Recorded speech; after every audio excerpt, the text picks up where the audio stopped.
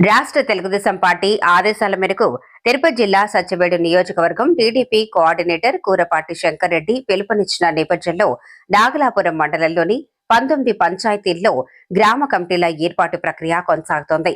ఈ క్రమంలో తెలుగుదేశం పార్టీ తరఫున నియమితులైన అబ్జర్వర్లు విజయ్ కుమార్ ఎస్ఎస్ పురం గ్రామంలో పర్యటించి గ్రామ కమిటీని ఏర్పాటు చేశారు. ఈ సందర్భంగా ఎస్ఎస్ పురం తెలుగుదేశం పార్టీ గ్రామ అధ్యక్షుడిగా మునిరత్నం యాదవ్ ను ఏకగ్రీవంగా ఎన్నుకున్నారు. ఆయన సమక్షంలో గ్రామ కమిటీ సభ్యులను కూడా ఎంపిక చేశారు.